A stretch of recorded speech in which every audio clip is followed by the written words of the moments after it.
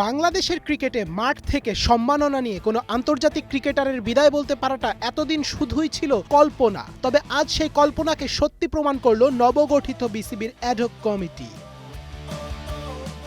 রুবেল হোসেনকে বিদায়ী সংবর্ধনা দিয়েছে বিসিবি। গত 15ই এপ্রিল এক ফেসবুক পোস্টের মাধ্যমে হঠাৎ করেই আন্তর্জাতিক ক্রিকেট থেকে অবসরের ঘোষণা দেন জাতীয় দলের এক সময়ের এই তারকা পেসার। অবসরের আগে অবশ্য তিনি তার সবশেষ আন্তর্জাতিক ম্যাচ খেলেছিলেন প্রায় 5 বছর আগে 2021 সালের নিউজিল্যান্ড সিরিজে।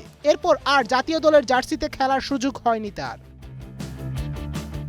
অতীতের মতো এবারও সবাই ভেবেই নিয়েছিল রুবেল হোসেনের বিদায় যেন হচ্ছে গতানুগতিক ধারাতেই। তবে সেই ভাবনাকে মিথ্যা প্রমাণ করল বিসিবির নতুন কমিটি।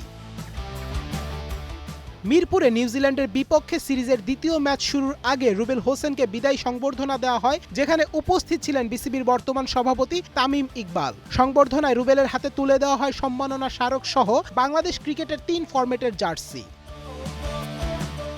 আনুষ্ঠানিকতা শেষে রুবেল কথা বলেন সাংবাদিকদের সাথে। সেখানে তিনি সংবর্ধনা পেয়ে নিজের ভালো লাগার অনুভূতি প্রকাশ করেন। আমি যখন আমার সোশ্যাল মিডিয়াতে আমার অবসরের ঘোষণাটা দিই, তার পরপরই তামিম ভাই আমাকে ফোন দিয়ে আমাকে বলে যে রুবেল, আমরা তোকে আমাদের ক্রিকেট বোর্ড থেকে আমরা তোকে সম্মানিত করতে চাই।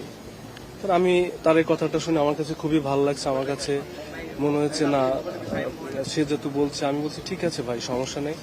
তো এটাই যে আসলে তার এই জিনিসটা আমার কাছে খুবই ভালো লাগছে। পাশাপাশি নিজের খেলোয়াড়ি জীবনের স্মৃতিচারণ করেন। স্মরণীয় মুহূর্ত তো আসলে আমার অনেক কয়েকটা স্মরণীয় মুহূর্ত আছে। তার ভিতরে 2015 বিশ্বকাপটা, ওই ম্যাচটা আমার জন্য, আমার সারা জীবনের ক্যারিয়ারের জন্য ওইটা একটু অন্য রকমের স্পেশাল আমার জন্য। এর আগেও বিভিন্ন সময় অনেক আন্তর্জাতিক ক্রিকেটার বিদায় নিলেও রুবেল হোসেনই প্রথমবারের মতো বিসিবির পক্ষ থেকে পেলেন সংবর্ধনা। আর এখানেই হয়তো পরিবর্তন লক্ষ্য করা যাচ্ছে বাংলাদেশ ক্রিকেট বোর্ডের নবগঠিত অ্যাডহক কমিটির।